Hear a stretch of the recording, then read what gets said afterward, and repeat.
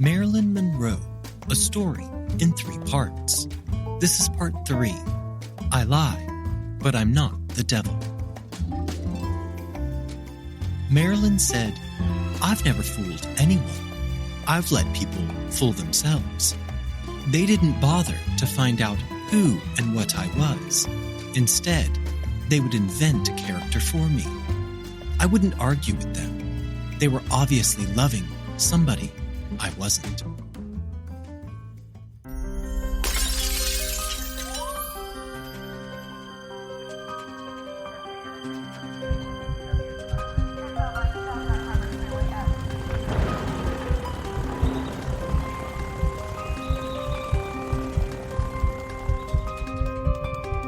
We dance round in a ring and suppose, but the secret sits in the middle and knows. We left our beleaguered icon just after she concluded a phone call with actor and friend Peter Lawford, in which Peter claimed that Marilyn sounded heavily drugged, and she ended the phone call stating, "Say goodbye to Pat, say goodbye to the president, and say goodbye to yourself, because you're a nice guy." We are now to the point of our story where we run into quite a few roadblocks in our search for the truth, the whole truth, and nothing but the truth. There are sharply conflicting accounts from a multitude of sources as to when Marilyn Monroe actually died, and even more importantly, how she died, and when her death was actually discovered. Well, first we have the version of events that we started our story with. But is that how it really happened? Now, we will continue with the undisputed facts. At 4:25 a.m., Sunday morning, August 5th, 1962, Sergeant Jack Clemmons of the West Los Angeles Police Department received a phone call that he would never forget. Dr. Hyman Engelberg, Marilyn's personal physician, told him that Marilyn Monroe had committed suicide. When he and the backup police car that he had ordered arrived at Marilyn's home, there were 3 people present: Eunice Murray, Dr. Ralph Greenson, and Dr. Hyman Engelberg. The trio led Sergeant Clemmons into the bedroom where Norma Jean's nude body was lying, covered with a sheet, and they pointed out the bottles of sedatives. Donald Wolfe quotes Sergeant Clemmons saying, "She was laying face down in what I call the soldier's position. Her face was in a pillow. Her arms were by her side. Her right arm was slightly bent. Her legs were stretched out, perfectly straight." He immediately thought she had to have been placed that way. He had witnessed several suicide scenes, and contrary to our common beliefs, an overdose of sleeping pills usually causes victims to suffer convulsions and vomiting before they die, leaving their bodies in grotesque and contorted positions. The statements taken from the 3 individuals were also very strange, and Sergeant Clemmons was convinced that he was not being told the truth. They claimed that Marilyn's body had been discovered some 4 hours earlier, but that they could not contact the police until 20th Century Fox's publicity department had given them permission. Sergeant Clemmons also noted that there was no drinking glass in the bedroom from which Marilyn could have taken the many pills that she was credited with swallowing. The preliminary autopsy was conducted by Dr. Thomas Noguchi. As the results of various tests were analyzed, Coroner Theodore Coffrey determined that Marilyn died from an overdose of barbiturates.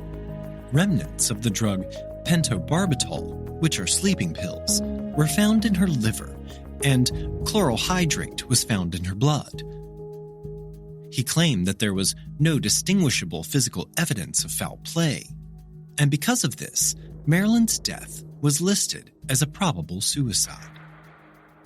However, whether Marilyn Monroe committed suicide or not has been the source of a great debate for more than 60 years. The last fact of her life that we can be sure of is that around 7:15 p.m. on Saturday night, she talked with Joe DiMaggio Jr.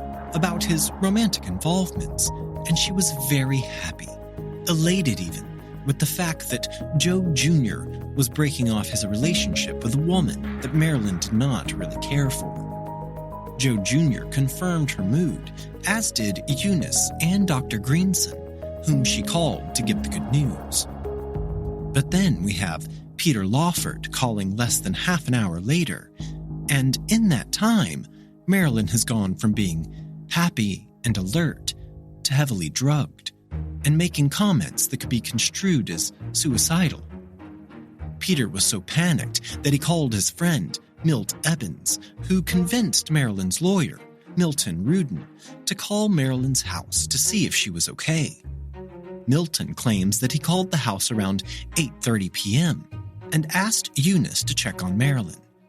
Eunice said that she checked, and Marilyn was perfectly fine. Between 8 and 9 that evening, Marilyn received a phone call from her close friend and dress manufacturer, Henry Rosenfeld, who was calling from New York. He noticed that Marilyn's voice seemed somewhat groggy, but he did not find this unusual. At 9:30 p.m., Marilyn contacted Sidney Gilleroff, a renowned hairdresser who had styled her hair in numerous films and had become a close confidant. Sidney had a long-standing policy of not discussing his clients with the press. However, in 1996, shortly before his own passing, he revealed the contents of his conversation with Marilyn on her last night on Earth. Sidney's account of this phone call illustrates that Marilyn's involvement with the Kennedys was at the forefront of her thoughts in the hours leading up to her death. She spoke about feeling surrounded by danger, betrayals by individuals in high positions, and clandestine love affairs. In her distraught state, she told Sidney that Robert Kennedy had been at her house earlier that day, threatening her and yelling at her. Marilyn claimed that Robert had broken a promise to marry her and was now ending their relationship. In response, she threatened to hold a tell-all press conference and divulge secrets, big secrets, about Washington. During this phone call, she described the Kennedys as dangerous. Marilyn had additional phone conversations that evening, including one with her part-time lover, Jose Bolanos. Jose disclosed that Marilyn had shared something alarming with him, something that would shock the entire world during a phone call around 9:30 p.m. The call ended abruptly when Marilyn put the phone down without hanging up because she heard a disturbance at her bedroom door. Even years later, Jose Bolanos refused to reveal the contents of Marilyn's shocking revelation. Ralph Roberts, Marilyn's masseur, was also involved in the events that evening. He was informed the following morning by his answering service that a woman with a slurred voice had called his number around 10 p.m. Ralph had only given his number to 2 individuals other than Marilyn, both of whom were business contacts. He believed that the caller had been Marilyn, though he could not be sure. Concerned for Marilyn's well-being, Peter Lawford reached out to his friend Joe Narr around 11 p.m. Joe Narr lived nearby and was prepared to go to Marilyn's house to ensure she had not overdosed. However, before he could leave, he received a call from another friend, who informed him that Marilyn had already been given a sedative by Dr. Greenson, so she could go to sleep. No more calls followed. Shortly thereafter, Marilyn's life would come to an end. The promised press conference, where she threatened to unveil dangerous secrets, never came to fruition. The idea of Marilyn possessing state secrets might seem implausible, beyond the scandal of her affairs with the Kennedy brothers. Nevertheless, there may have been a kernel of truth to her claims of having privileged information. Intriguingly, Wolfe highlights that when the individual arrived to transport Marilyn to the mortuary early Sunday morning between 5:30 and 6 a.m., he observed that rigor mortis was advanced, indicating that she'd likely passed away between 9:30 and 11:30 the previous evening.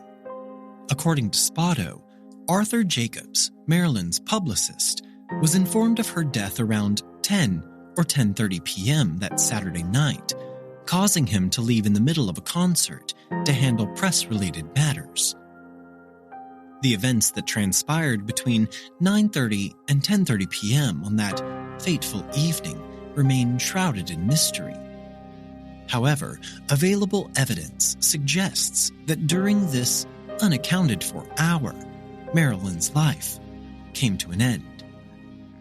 Recent testimonies from associates and individuals involved in the circumstances surrounding her alleged suicide have led Anthony Summers to conclude that Marilyn's death likely occurred within that time frame on that evening. Statements from 4 of Marilyn's friends further supported this hypothesis. After the autopsy, Marilyn's body was released to her family. Her mother, Gladys Pearl Baker, was still in an institution, and she was unable to take custody of the body.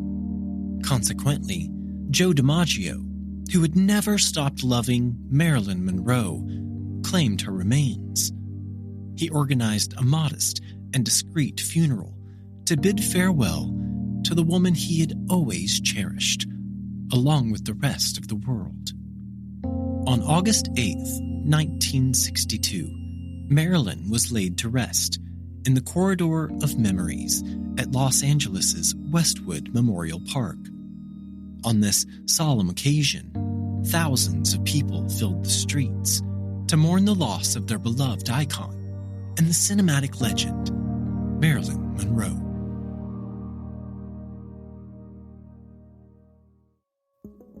While it is widely accepted that Marilyn Monroe died from either an intentional or unintentional overdose, there are many who do not believe this to be true, and that has led to some pretty shocking theories. While there are many of these theories, I want to tell you about some of the most compelling ones, and I'm going to start with the housekeeper did it.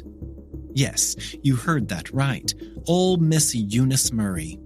According to Donald Wolfe, during the night of Marilyn's death, her house was occupied by Eunice and her son-in-law, Norman Jeffries. The coroner had based his conclusion that Marilyn had taken her own life on several factors. The quantity of sedatives found in her system, the presence of prescription pill bottles for those sedatives, the absence of any indications of foul play, Marilyn's history of prior suicide attempts, and input from Dr. Greenson.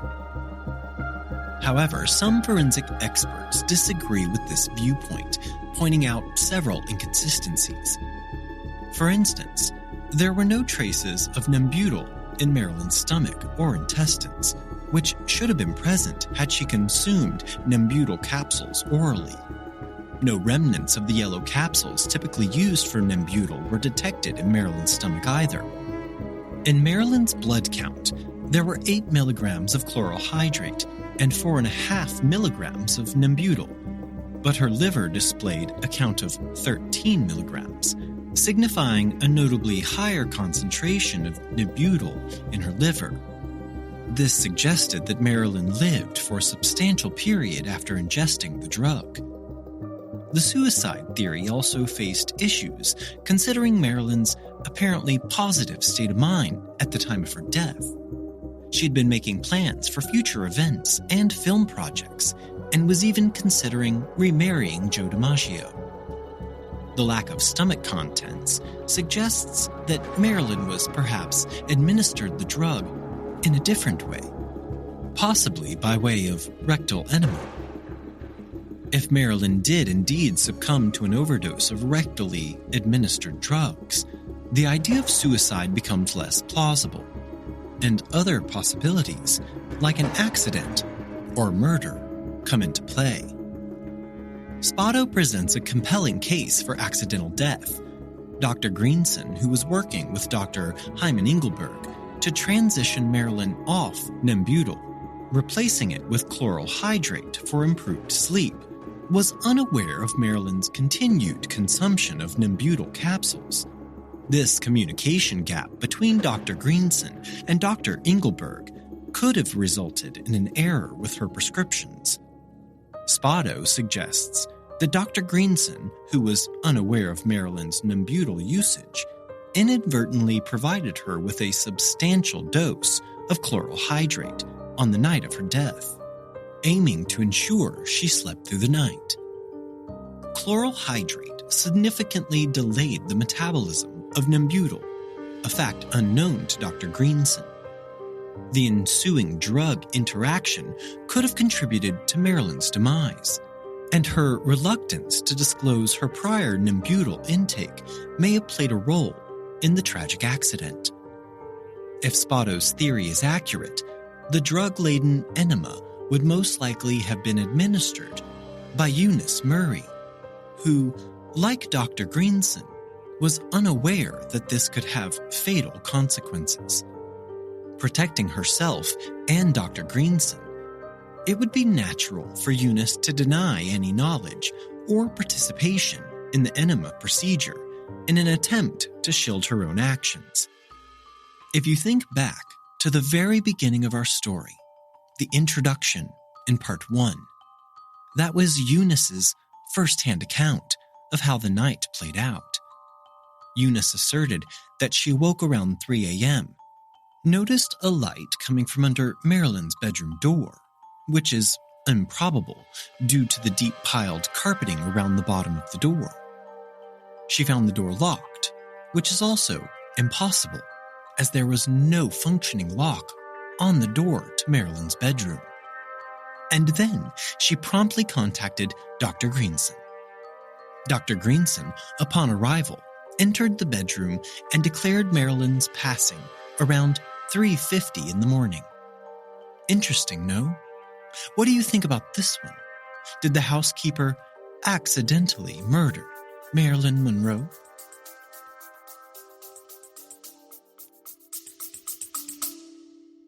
The Secret Sits will return in just a moment. I'm Howard Dory. And I'm Jess Dory. And we host Plotting Through the Presidents.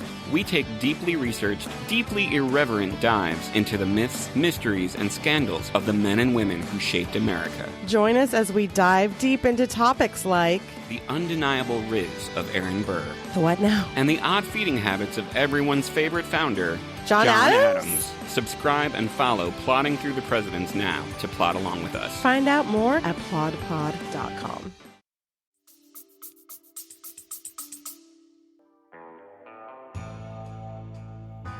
Now, let's explore our next theory. The CIA did it.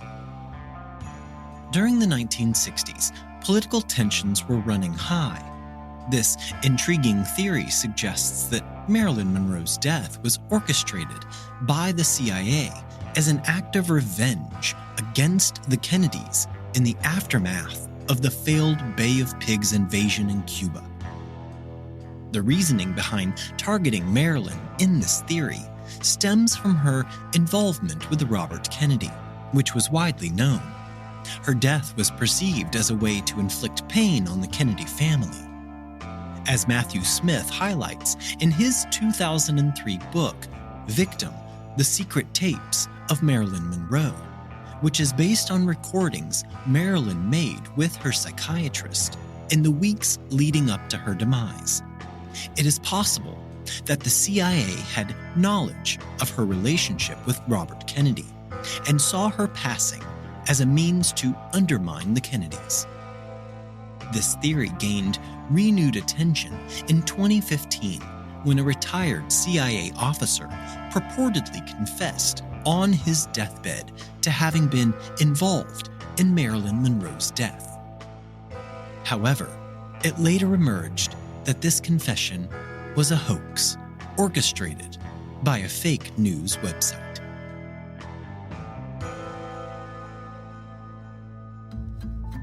And there are many who believe Marilyn's death was orchestrated by the FBI themselves.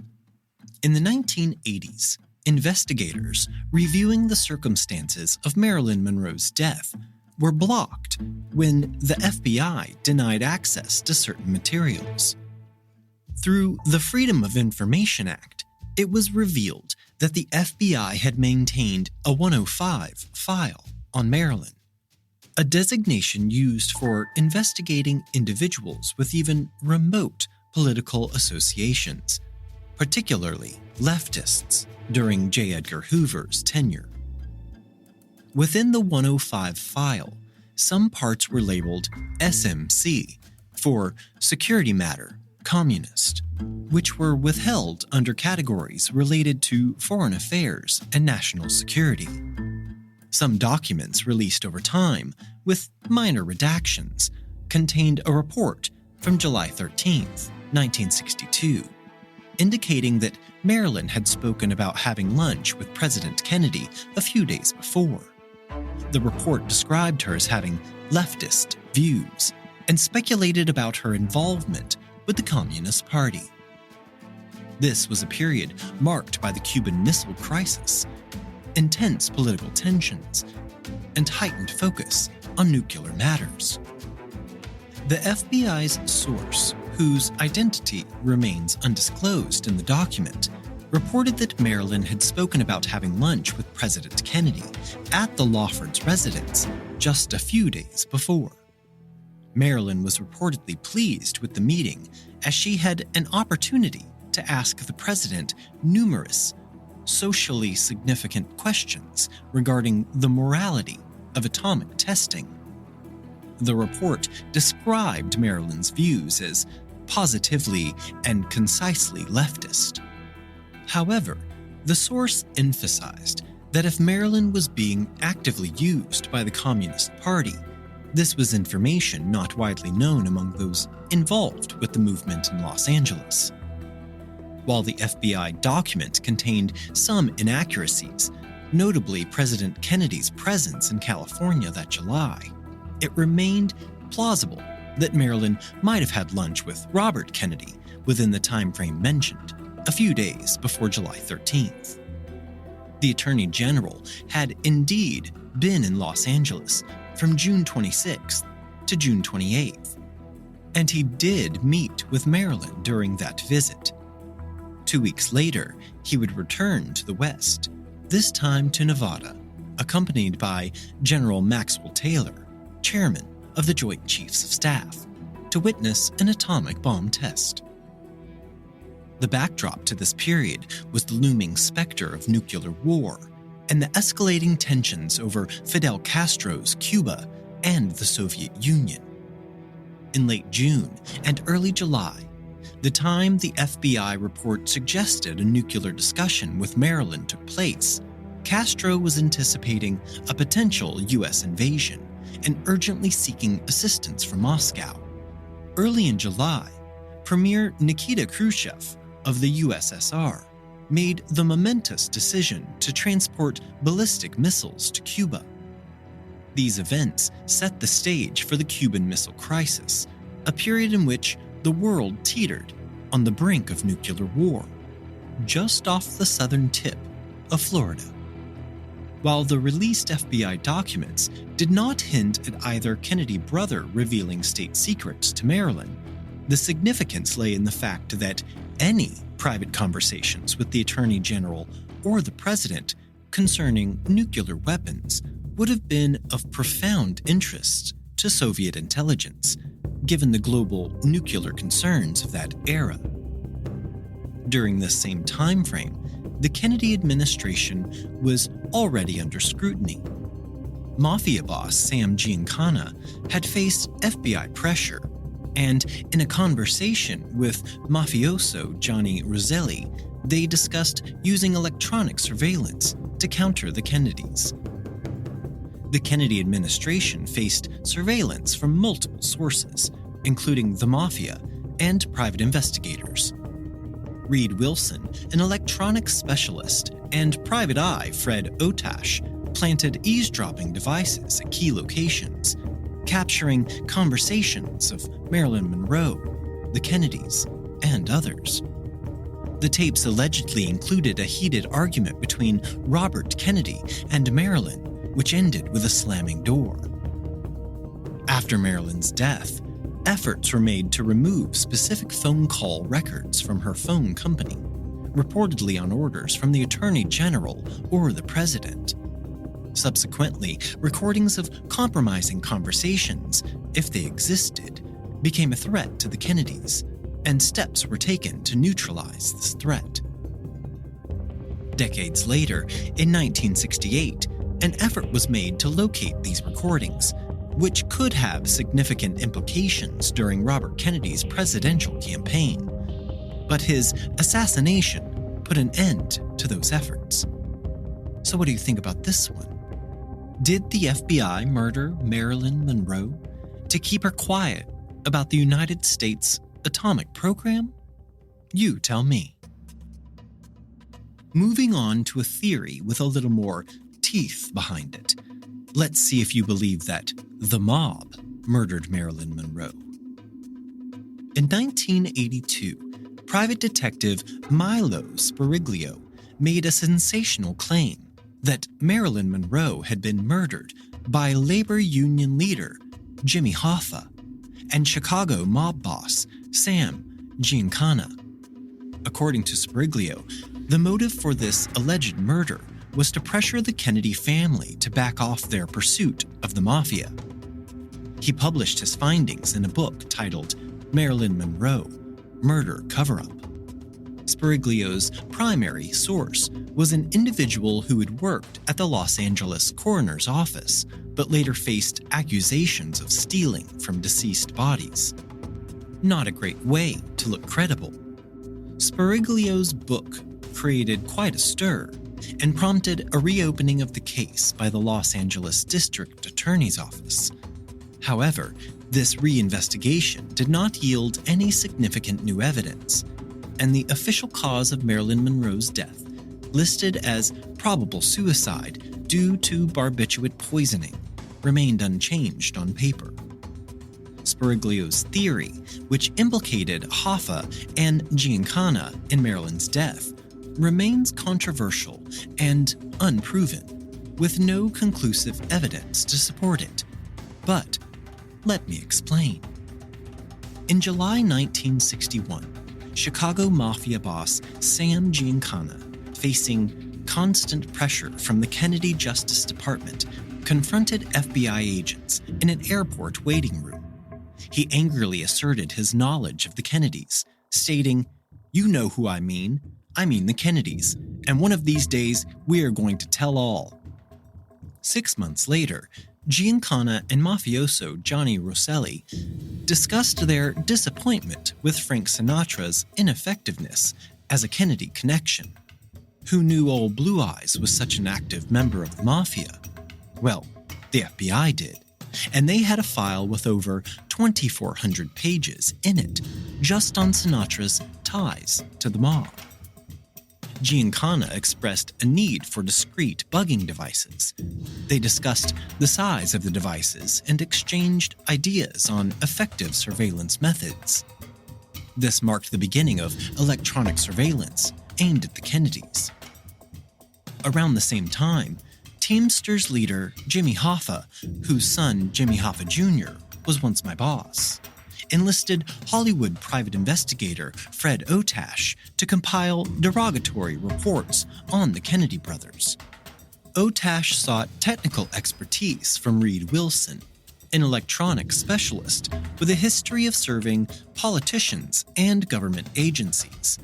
They focused on Peter and Pat Lawford's Santa Monica home, frequented by both Kennedys, as their primary target. Wilson installed eavesdropping devices during a crowded social occasion. They wired not only the Lawfords' house, but also Marilyn Monroe's apartment, where she lived until shortly before her death. A former security guard, John Danoff, played a key role in monitoring the recordings from devices placed in the Lawford house. Around Thanksgiving in 1961, he picked up a signal with the voices of President Kennedy and Marilyn Monroe, engaged in intimate conversations. This confirmed the president's presence in Los Angeles during that period.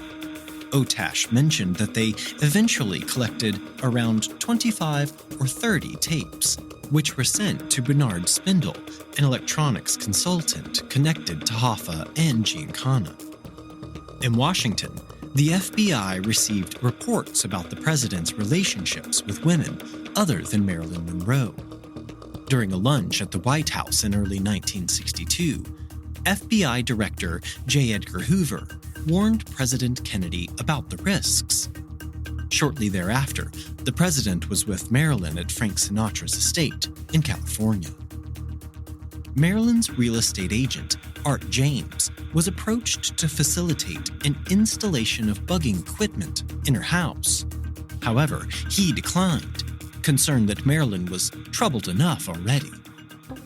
Nevertheless, Marilyn's new Brentwood home was bugged during the extensive renovations, making it vulnerable. This operation was also supervised by Fred Otash and involved multiple recording devices. In these tapes, Robert Kennedy and Marilyn were heard engaging in a heated argument, with Marilyn demanding an explanation for why he would not marry her. Bobby Kennedy left, but later returned with Peter Lawford, expressing the family's need to find something. The recording captured Marilyn's screams and the sound of aggressive physical activity. It suggested that Marilyn was put on a bed, and Bobby Kennedy and Peter Lawford discussed the urgency of leaving the area. After Marilyn Monroe's death, steps were taken to remove phone records related to her from the phone company. These orders were believed to have come from either the Attorney General or the President. In an attempt to suppress the potential threat posed by the compromising tapes, a search warrant was executed 4 years after Marilyn's death at wiretapper Bernard Spindle's home. Items seized suggested the existence of tapes that challenged the official narrative of her death. While the alleged recordings have never surfaced, there is speculation that a copy survived until 1968, when Robert Kennedy was running for president. Plans were made to transcribe and distribute the tapes to newspapers across the country. However, these efforts were halted when Robert Kennedy was assassinated by Sirhan Sirhan on June 6, 1968, at the Ambassador Hotel in Los Angeles. 2 decades later, ABC's show 2020 began investigating this story for a documentary. Their research led them to conclude that events unfolded as described here. However, the program was canceled just before its scheduled broadcast, drawing attention and criticism. It was noted that the decision to cancel was made by ABC News president Maroon Arledge, a close friend of Ethel Kennedy. This fueled speculation, but Arledge denied any influence from his connections, while ABC insiders supported the program's quality and authenticity. So, did the mob murder Marilyn Monroe for any of the reasons I have just spoken of? Well, that's up to you to decide. However, another version of the mob theory also exists, and it goes a little something like this. In 2012, biographer Darwin Porter put forward a theory in his book, Marilyn at Rainbow's End, that suggested Marilyn Monroe was murdered by mob boss Sam Giancana, who allegedly received orders from one of the Kennedy brothers to silence the actress and prevent her from revealing any details about her alleged affairs with the Kennedys. According to Porter's account, 5 mafia hitmen entered Marilyn Monroe's home and administered a chloroform-soaked washcloth to her face, injected her with barbiturates, and then moved her to her bedroom to stage the scene as a suicide. It's important to note that this theory, like many others surrounding Marilyn Monroe's death, remains speculative and controversial. While it presents an intriguing narrative, there is no concrete evidence to support these claims, and the official cause of Marilyn Monroe's death continues to be listed as a probable suicide due to barbiturate poisoning. The circumstances of her death remain the subject of ongoing debate and speculation. I only have 2 more theories to share with you, and one of them just might throw you for a loop. Conspiracy theories often hold a powerful allure because they are inherently intriguing and can add layers of complexity to high-profile events or figures.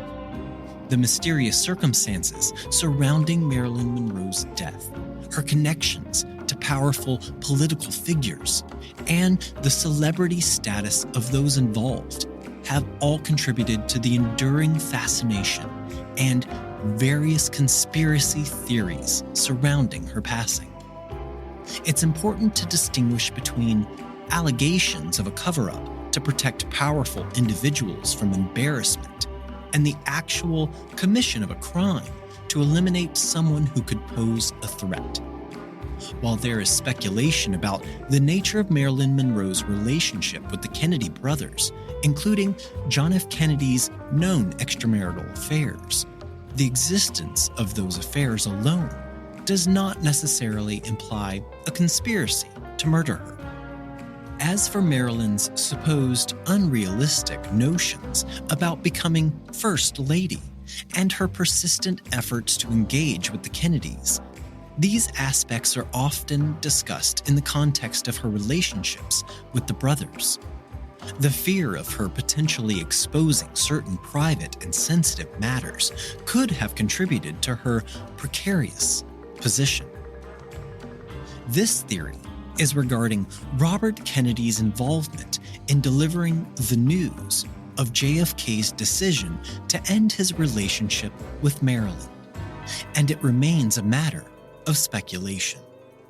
While some witnesses have suggested that Robert Kennedy was near the scene on the night of Marilyn's death, these claims are not definitive, and there has been no concrete evidence to support them.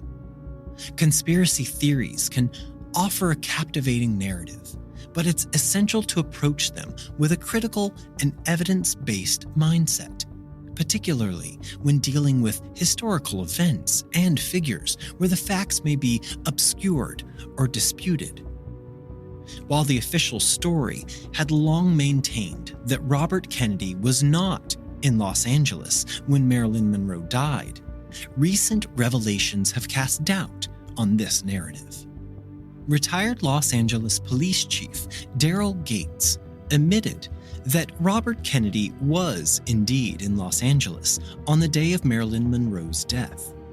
In 1985, Eunice Murray, Marilyn's housekeeper, confirmed in a BBC documentary, Say Goodbye to the President, that Robert Kennedy had visited Marilyn Monroe's home in the hours before her death.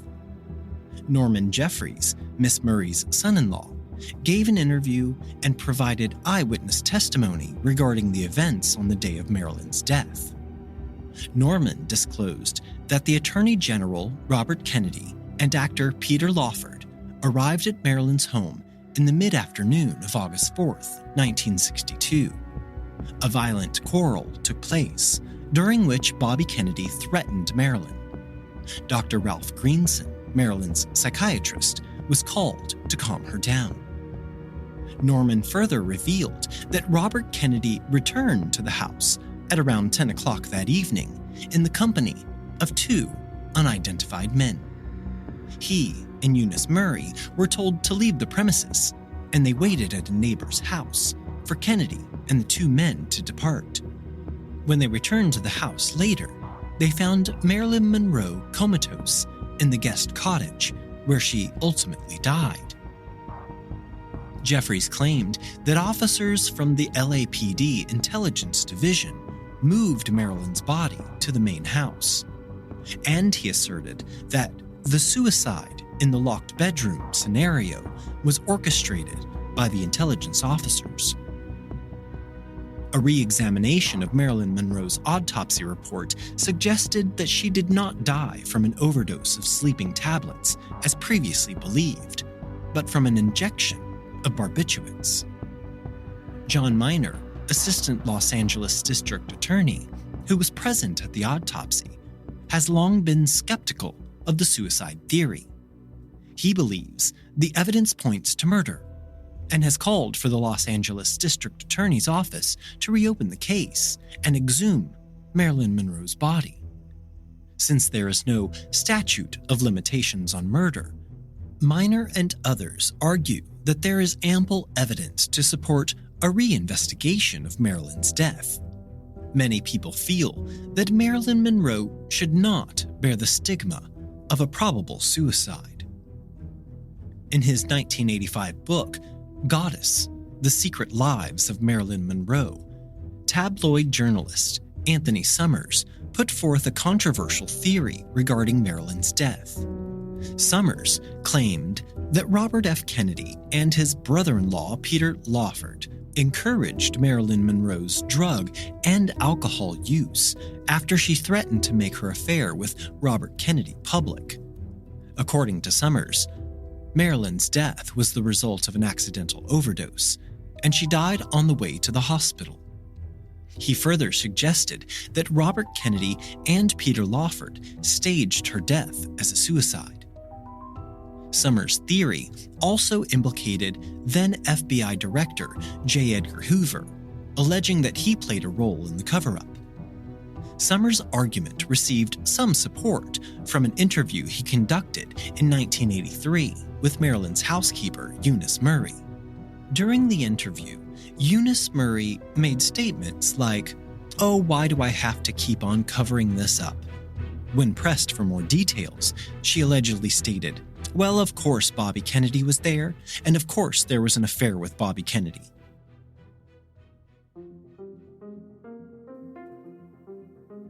The final theory I want to tell you about combines beliefs in government secrecy about extraterrestrial life and the idea that Marilyn Monroe had knowledge about such secrets. And I'm not making this up. There are many people who believe each one of these theories. I would love for you to go to our social media and tell us which theory you believe in. So, the UFO theory. This theory is linked to Dr. Stephen Greer, an extraterrestrial conspiracy theorist who claimed that Marilyn Monroe had access to information about aliens during her rumored affair with President John F. Kennedy around the time of her death. According to Greer, Marilyn intended to reveal top-secret details about the Roswell crash of 1947 and other alien-related information. In this theory, it is suggested that the CIA, concerned about the potential leak of classified information and her rumored affairs with both Kennedy brothers, ordered Marilyn's assassination to prevent any disclosures. This theory assumes a link between Marilyn's relationship with the Kennedys and her supposed knowledge of extraterrestrial secrets, with the CIA orchestrating her death as part of a mass cover-up. It's worth noting that this theory is highly speculative and lacks concrete evidence, and it remains a topic of debate amongst conspiracy theorists and skeptics.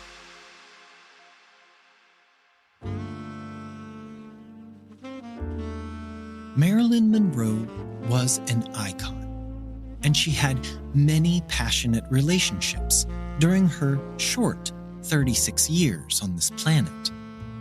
None of these relationships contained a purer want and love than the love that Joe DiMaggio held in his heart for Marilyn Monroe. According to United States government memo issued by the FBI years after her death, Joe DiMaggio attempted to buy a stag film that Marilyn had starred in during this time period. According to the memo, Marilyn was seen committing a perverted act upon an unknown male. Joe DiMaggio offered to pay $25,000 for the film clip, his final attempt to protect the reputation of the love of his life, even after her death. But this offer was rejected. More than 15 years later, segments of the clip showing a younger Marilyn Monroe in sexual poses were revealed to the public in the 1980 issue of Penthouse magazine. The actual events that surrounded Marilyn's death will probably never be known. What was known for certain was that a living legend mysteriously died before her time, in a mist of confusion, scandal, and uncertainty. Do I feel happy in life?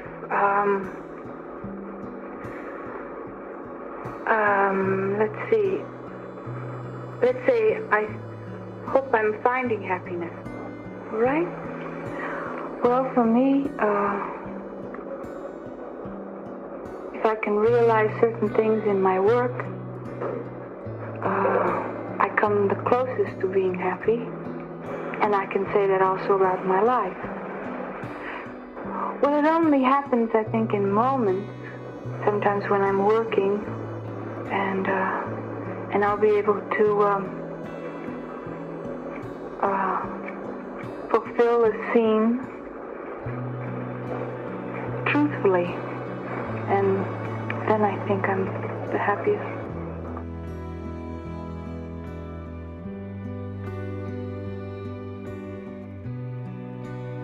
We dance round in a ring and suppose, but the secret sits in the middle and knows. Today's episode of The Secret Sits was researched and written by the host, John Dodson. All episodes are engineered and mixed by me, Gabriel Dodson. Check the show notes for links to all of our social media. Email us at thesecretsitspodcast@gmail.com.